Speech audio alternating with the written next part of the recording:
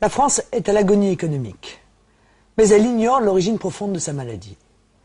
Signe des temps, au moment même où notre pays connaît l'une des pires crises de son histoire, il perd son illustre et unique prix Nobel d'économie qui avait donné les clés pour le guérir. En effet, Maurice Allais avait dans l'indifférence générale depuis des décennies, seul contre tout l'ostracisme de la nomenclature politicienne au pouvoir, démontré la folie de la mondialisation. À cet égard, en qualité de responsable politique, je me sens modestement le devoir aujourd'hui de reprendre le flambeau de Maurice Allais pour dénoncer le secret bien gardé de l'oligarchie qui détruit délibérément la prospérité de notre pays depuis les années 70. Ce féodalisme budgétaire et monétaire hallucinant a déjà été condamné dans le plan anticrise du Front National le 27 février 2009.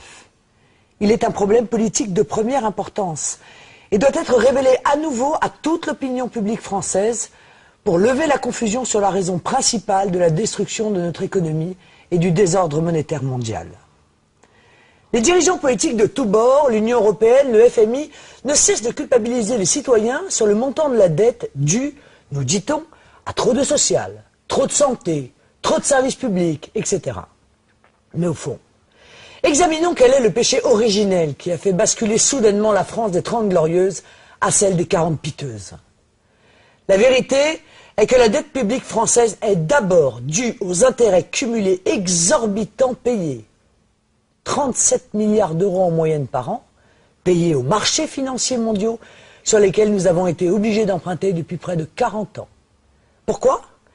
Parce que l'infâme loi du tandem Pompidou-Giscard du 3 janvier 1973, entérinée par l'article 104 du traité de Maastricht, puis confirmée par le traité de Lisbonne, a privé la France de son droit régalien de battre monnaie par la création monétaire de la Banque de France pour offrir aux banques d'affaires privées le droit illégitime d'émettre du crédit payant pour l'État.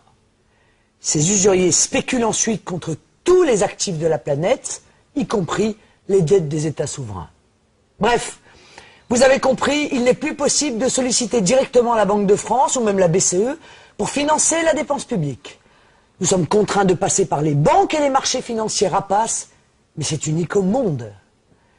Ce mode de financement direct des besoins de l'État, appelé monétisation de la dette, consistait pour notre Banque centrale nationale à prêter naturellement à taux d'intérêt quasi nul, c'est-à-dire à créer gratuitement de la monnaie utile au développement de ces infrastructures, écoles, hôpitaux, routes, ponts, armées, aéroports, bibliothèques, etc.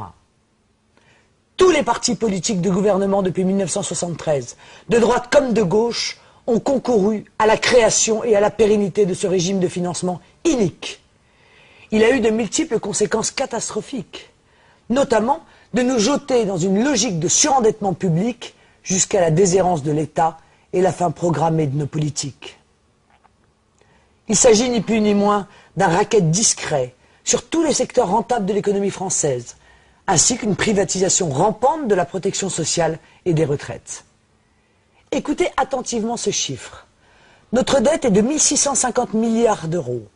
Eh bien, fin 2010, la collectivité nationale aura payé plus de 1355 milliards d'euros d'intérêts financiers cumulés depuis 1973.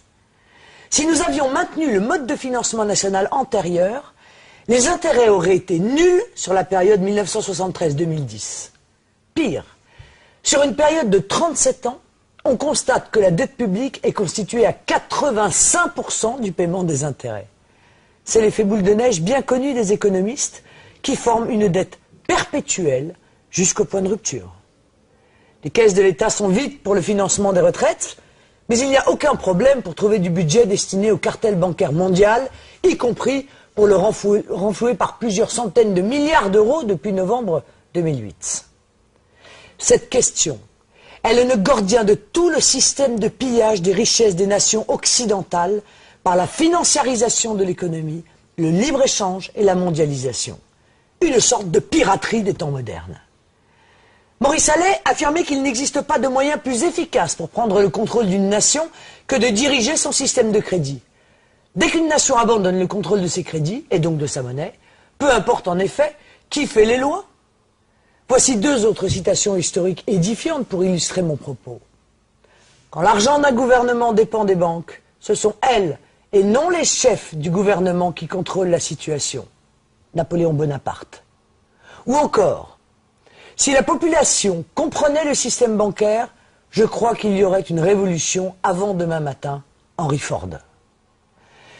Dans ces conditions, comment les partis du système, UMPS, Modem, Vert, etc., qui depuis plus de 30 ans n'ont jamais procédé au moindre remboursement du capital de la dette, pourraient-ils demain, dans leur modèle économique actuel, résorber l'ensemble de la dette?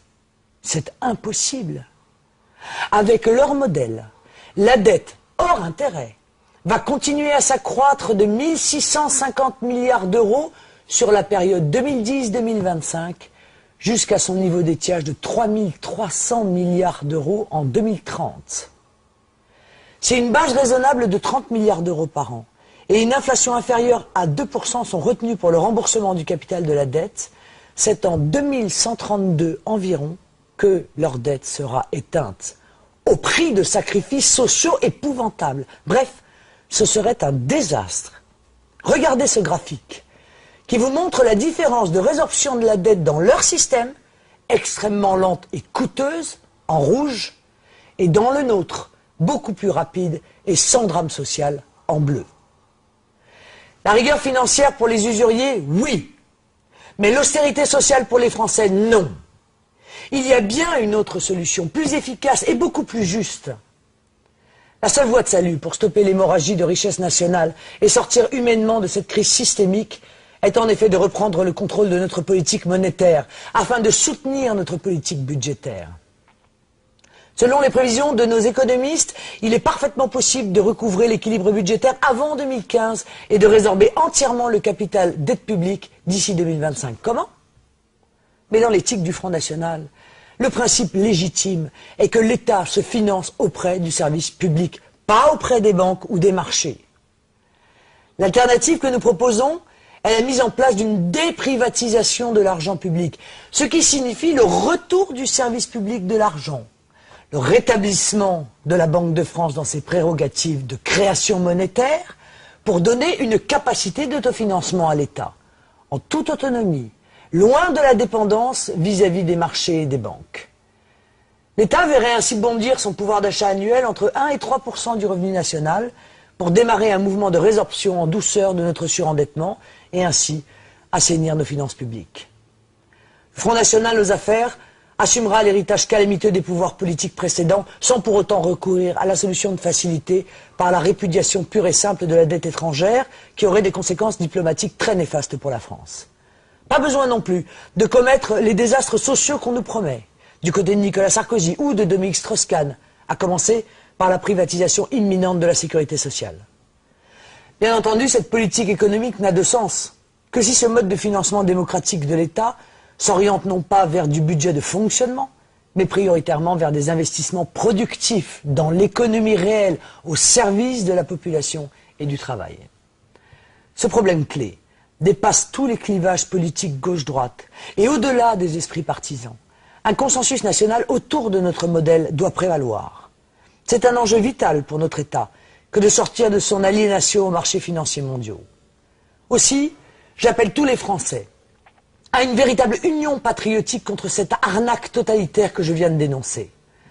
Pour retrouver l'espoir, diffuser nos idées et rejoignez-nous dans notre combat pour la France, sa liberté et sa prospérité pour tous.